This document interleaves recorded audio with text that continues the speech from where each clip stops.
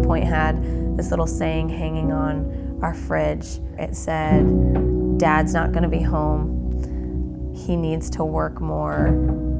We need to endure." That season of our life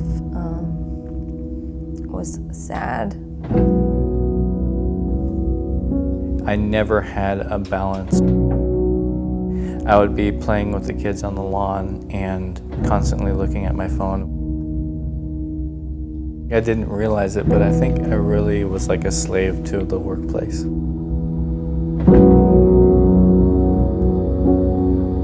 I had my office in a den that was kind of in the middle of our hallway of our home. When I woke up still in my underwear, I would walk straight into that room and I would just sit on the computer and start working. Everything that we did was printed out. I would go through each property and write down important notes, and I would scramble to look at emails to see if a client said something this week that I needed to let the crew know about. I didn't even know what time management meant. I believed that nobody could ever do anything up to my standards. So everything that went to the company, through the company, around the company, had to go through me. Kylie would tell me, like, you need to wrestle with your boys, you need to hold your girls, but I just didn't have the time. The only way that I knew how to take care of them was to work constantly. I had horrible relationships with my employees. Since I was working alongside of them, they didn't respect me as their boss. I wasn't able to be fully present in the field or the office. I overworked my employees. We were doing poor quality work and we were losing clients because of it. Jordan told Jetson that he would teach him how to ride a bike, and Jordan just never really had time. One afternoon when we were outside just playing in the front, he got his bike out and I said, "Let's go for it, buddy." After I taught him, I was really excited and I texted Jordan a video. Jordan didn't receive it as excitement.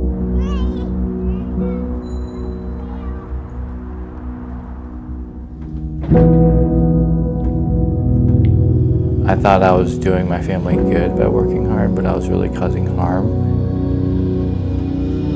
It was very sad and lonely to be Jordan's wife. We were in business since we were 17 years old, and I was coming to my wit's end of being a business owner with him.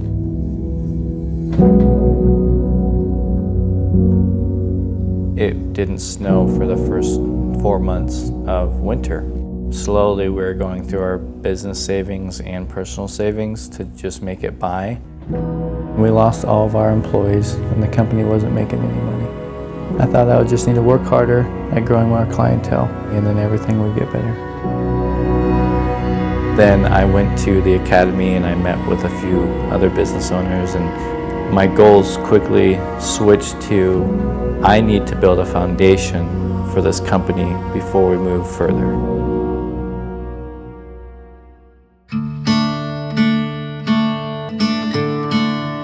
The bottleneck of the company is you, the business owner. The main thing that was holding us back was me. One of the areas I was lacking in last year was the separation of roles and responsibilities between myself and the employees. So this year, I trained 2 crew leaders, which allowed me to step out of the field completely. This year, I have implemented using mobiles for the crews. All the notes that they need for each property is on the mobile, so I don't have to sit down and write them out like I used to in the mornings. Service Autopilot has made me more efficient in the office and the crews more efficient in the field. Another boundary I established this year was a physical boundary between work and home. When I walk into the garage, that garage is only for work, and when I walk out of that place, I'm not working anymore. Using Dave Ramsey's 4-quadrant time management tool, I was able to see the things that I can delegate and the things that only I can do. The Academy showed me that if I build a proper system, then anybody can do that task correctly without me overlooking their shoulder. We can do a lot more as a team, and the team feels more part of this company. One of the main assignments that the Academy Elite does is we fill out our goals for the next 4 weeks, and that has helped me step back a little bit and see what are the main things I need to focus on this week. I went through the whole week and I took every hour and I created a time block. So at any given point in the day, I know exactly what I need to be focusing on. I have done a lot more than I've ever been able to do. What he does with his time has changed him dramatically as a father, as a husband. He will time block in dates with our daughters or a date with me. He does everything that he's always wanted to do, but he just took initiative to make it happen. When Jordan first started learning about time management in the academy, he was really pushing it onto me, like, we have to do this with our personal life. I was very resistant at first. I'm like, I don't want to live in a box. Bringing it over to our personal life has brought balance and growth.